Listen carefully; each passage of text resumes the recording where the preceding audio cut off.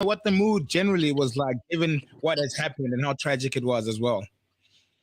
Hi. So good afternoon or good morning still, I think, to you and your listeners. Yeah, Yes, yesterday was a very special, tribute for Tibello. I think what you saw was that he was a connector and he brought people together, and I hadn't seen some people for years and years and years. The people that I used to see when TV used to throw show love hip hop parties at 88, at venues across Joburg. Haven't seen these people for over 10 years, and they were all there to pay their respects yesterday, man, which was man. quite amazing. And even online, people who I've haven't spoken to for many years have reached out and really paid their respects and tributes. What was really also special about yesterday is how the school came on board. The school allowed us to use the hall. We had a group of friends that was strong enough to have organized all of this on behalf of the family. So they put everything together. Oh man. I think at a time like this, you need people to really come together, and there's a small group that really put all of this together for him. So shockingly, or maybe not so shockingly, I mean the circles that Tibbs used to move in. People who knew him, but a lot of people I realized were amazed at the kind of things that people are talking about that he was able to manifest over the years, because he was a connector, somebody who made things happen. But he played a lot behind the scenes. What can you tell us about the kind of person that Tibello was? Yesterday it's a couple of people that said it, and I probably being his friend maybe didn't feel it as much, but Teebs was extremely private. So he kept a lot to himself. He moved sort of silently in the background, but Yeah, always yeah. plotting, always planning. I think what surprised people yesterday the most is how much he had accomplished and how much they didn't know he had accomplished. The only Wow. reason Teebs put stuff on social was to drive business, not to tell people. Yo. It was a marketing tactic that he used, and somebody actually said something really profound yesterday, and it went along the lines of Teebs was social media before social media, because That's so Teebs made the true. That's world so true, though. so much smaller. Teebs brought everyone into spaces which other people couldn't. So it felt like you were constantly seeing people. It felt like people were constantly sharing because he facilitated that. And I think he Yeah. used social media just to as a marketing tool, not to really tell people what he was doing. And Mm. and and if you think about how he managed to throughout his life, pivot. We knew him as the guy who threw parties. In the Yeah. background, he was actually starting an agency called Show Love that branched out and did more. And then he got into artist management. He got into some forms of DJ management. He got into he worked with PR companies. He worked with producers. Just he branched out into so many things under the Show Love banner. And more Mm. recently, I think that road for him had come to an end. Yeah. I think he had made the decision to pivot, and I've always known him from a personal point of view. He's always been a guy who is into food, loves cooking. You know, he's the guy you'd go visit. I remember he had a apartment in Killarney.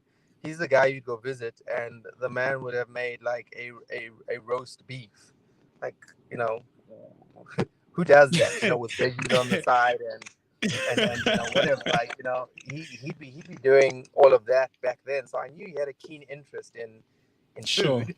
Sure. Um, and more recently he followed that passion and linked with someone who taught him some of the skills that he needed to be a chef. And the way we knew him in this part of his life was as Chef T. And he was Yeah. really happy. People described him yesterday as and and I think he had gone through this process. I think that entertainment side had become a very dark space for him. He wasn't getting as fulfilled, and as he started to, you used to almost see teams, then you stopped seeing teams, you know, Sure. Sure. and then and even now when he reinvented himself, he found himself in a very positive space, a very something that he was truly passionate about.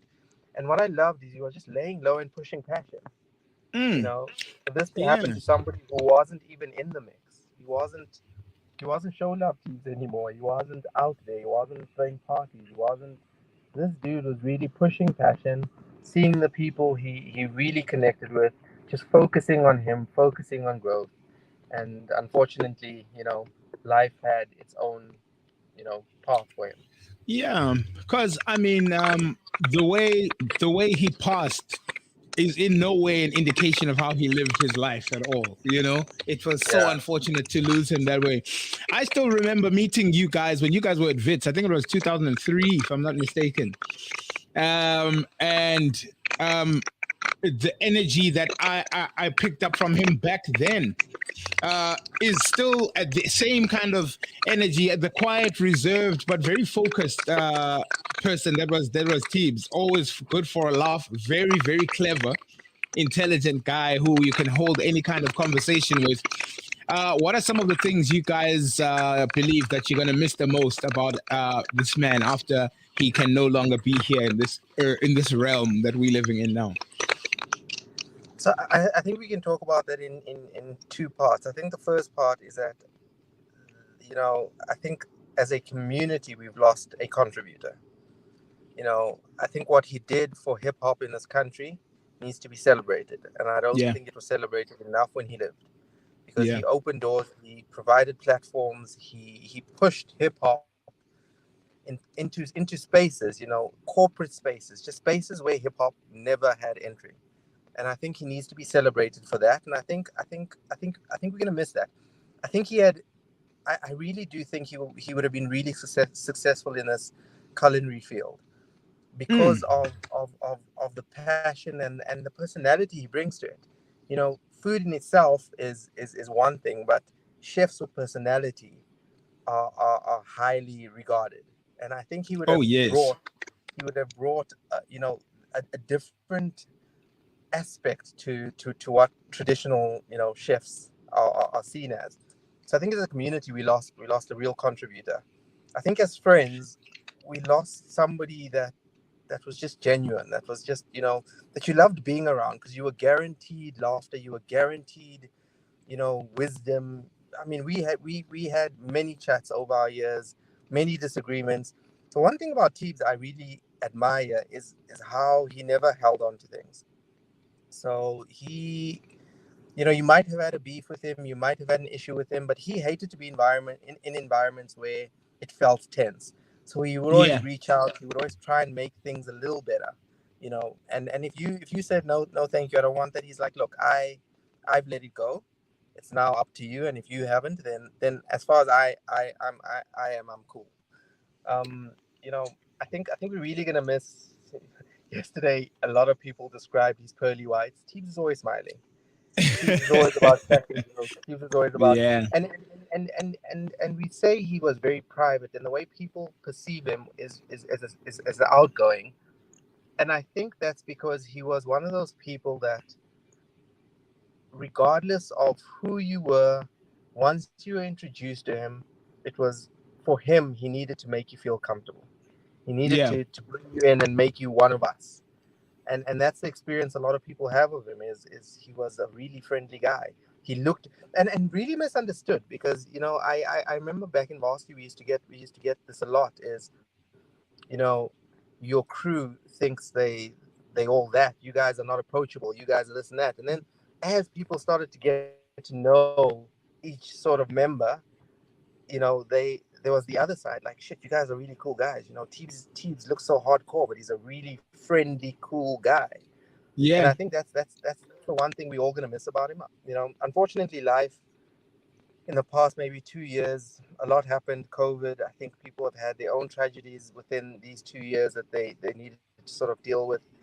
I think for many in that room last night, we were really saddened that we hadn't spent more time, that we weren't Yeah. as deliberate as we should have been about connecting, about reaching out, about touching base.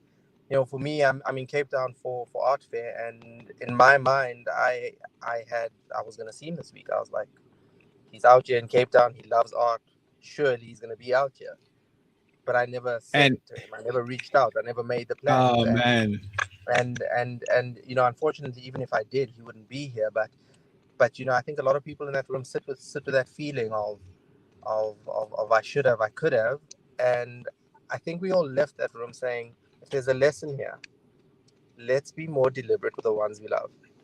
absolutely. You know, Absolutely. There's a tribute that was done by the owner of Unwind and the brand manager of Waterford Estate, Koliswa Jaiya.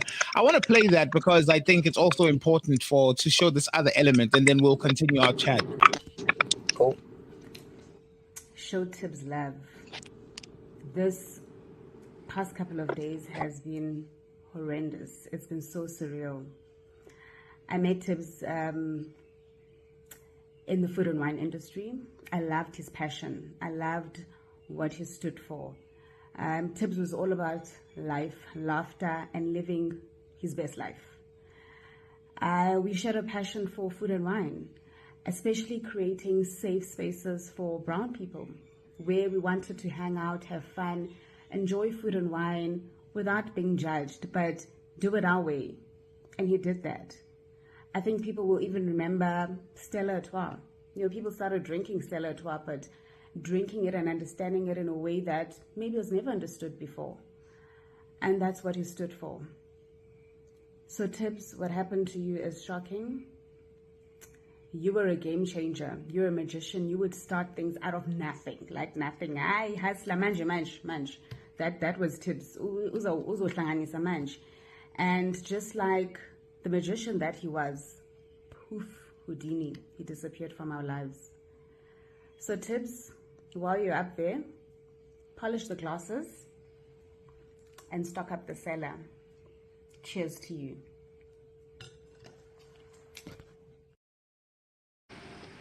So, I mean, that's somebody who was involved with Tibz on exactly what you're talking about. After he pivoted and started focusing on his culinary arts, and so those are the type of impressions that I guess everybody, even the people yesterday when you guys were all together at the tribute, I'm sure that was the kind of energy that people were speaking about when they were speaking about him.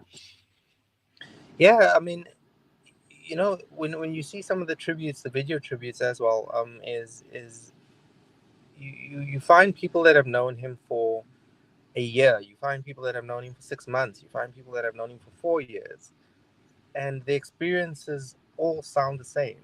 You know, they all say very similar things about how great the experiences, the knowledge he brought, the passion he brought. You know, and then when you hear all the sort of school friends or people that have known him for a very long time, again, they're so consistent in terms of who he was, because that's genuinely who he was. You know, it wasn't I think a lot of people when we were growing up were almost misunderstood it. I think they thought Tibz was who he was because he was pushing show love in the parties and wanting to make the Right. money. But that's just who he was. You know, he'd be running a party, but you'd probably see more of him because connecting with the people in that party was just as important. You know, he was Right. never the guy on Right. stage. He was never the guy trying to get the limelight. He was in the mix with the people. He was, you know, because that's who he was. He wanted to connect with people. He wanted to bring people together. And obviously that then had a background to he was building, you know, a company for himself or a brand for himself. Yeah. Um, yeah. That's Yeah. It's. I think this is a hard one, and I think as South Africa,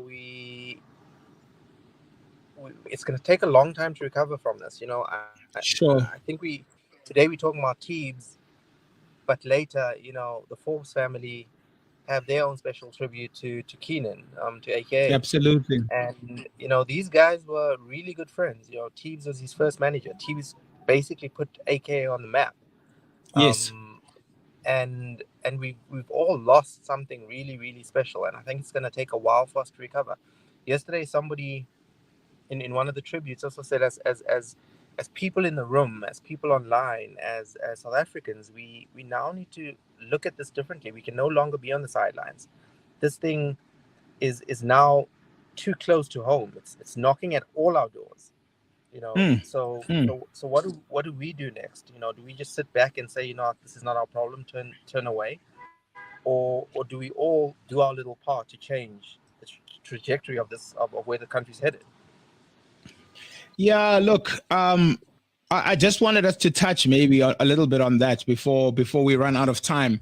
Um, the levels of violence related to the industry and to the things that or to the people who are involved in public spaces as public figures has escalated beyond what we could ever get used to. It. I mean, it's not easy for one person to go, let alone the string of people that we've been losing to this. What do you think are some of the dangers, Mike, on us not addressing this right now? We next. It's as simple as that. I think this thing feels far when you don't know people. So we lose, you know, we lose somebody who might be a celebrity or might be just another person. And I think this focus on celebrities, you know, is it's okay because they contribute a lot to South African society. But Right. daily the regular man on the street is losing their lives and feels like no one cares. You know, every day people are losing sons and daughters and reporting to police, and nothing's happening, no investigations, and they must just move on. And nobody talks about those people. So we need to be the voice, as much as we're the voice for the people we know and the celebrities. We need to be the voice for the ordinary person on the street, because we have the power, Sure. we have the means, we have the people. Right. If we don't do anything, and I guess herein lies the challenge, is what can we do, right? If we don't do anything, tomorrow you might be sitting here talking about another somebody that we all know, you know. Amen. And that's the danger, is we all have to stand up and act, the whole of South Africa, not the people with just with power. The people, we all have power, and if we all do a little bit, you know, I equate it to, and look, it's hard, it's change is hard, and change takes long, and it needs constant consistency. Yeah. But if we as privileged people all tasked ourselves with ending hunger, as an example, Yes. and every day each of us made 3 sandwiches which cost us nothing for somebody on the route to work, we are starting the process of alleviating forms of hunger, you know, Absolutely. giving people a little bit more hope that may not exist today, you know. So I do think, you know, I think the challenge is, what can we do, how much can Sure. we do? Obviously the obvious thing is voting, but that has its challenges in terms of who to vote for, you know. But I think we all need to think about that and all do our part. um Yesterday, as an example, in one of the tributes, so this, between the school and money that we all have committed to raising, Hmm. we are they're going to build a food technology center at Sacred Heart College. At the So school. That's at the amazing. school, in tribute Man. of Tibz, and Wow. for the family. Wow. So that will be built behind what we call the McCartan Center. That's the indoor basketball center, where Yes. Tibz left school and has spent so much time going back to the school, giving back to the school, coaching, playing alumni games with the kids that are coming up now. Sure. Very Sure. welcoming, very, you know, and I think it's a fitting tribute to his contribution, and his contribution not only to the school but to society. So, you know, Sacred Heart has pledged some money. Yesterday the message was that it's up to the rest of us to raise, you know, the rest of it, but this The needs to rest happen, of it. Yeah. you know. So that also tells you, you know, what he meant to people, what he gave, you know. I will say this: he was not without fault. You Right. know, when the news broke, you had so many people who didn't know him, or just, you know, had heard the stories. You know, both Keenan and him just bad mouthing these guys, and I'm like, okay, you know, these are gentlemen that were not without fault. We all have fault. You know, Yes. if people want to deep dive into each of our lives, there are things none of us are proud of. But Mm. the light at the end of the tunnel is that he was doing everything within his power to right the wrongs of the past and change. And Yeah. that's the team that I knew. You know, we as growing up as close friends had many disagreements. You know, one time it even got physical. But that dude is one of the guys I put on my fingers when I say how many best friends do you have? There's not many. He Right. sits on that one hand. You know, I Right. would have done anything for him. I love that boy to bits, and I'm gonna miss him with everything I have. And I think Man. even as a country, we need to be, a little bit more forgiving when people do show that, they change, or they're willing to Mm. change, they're willing to try, and yeah. Yeah. Sadly, we I don't know why we celebrate digging up the past so much and not focus really on what a person is doing currently, even to correct those things, as you say, or rectify whatever the negativity may have been around what the things that they left behind them. But I guess that comes from a place of pain, as a nation who just hasn't had time to heal on anything, because over and over It's these been one things thing after the these other. things it's been wide, it's compacting over and over. So that's where we are. But it's great to have this conversation, Mike, with somebody who grew up with him, somebody who knew him before I can say he even knew what he was about himself. You always know by the people you are with, what works for you and all of that, and the influences, and I mean, strength to all of you guys, strength to the nation as well. Later on, the Forbes family as well is having the tribute for AKA, but keep his memory alive. I think that's the best I can say. In that, what he was capable of, what he's done, and I'm sure you'll never let that be forgotten. And I think that's the responsibility of all of us. Is these two gentlemen were huge contributors to South Africa, to the culture.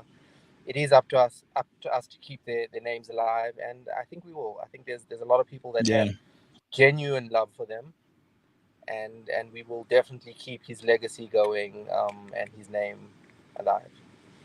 My brother, thank you so much for your time, and stay strong. Do your thing.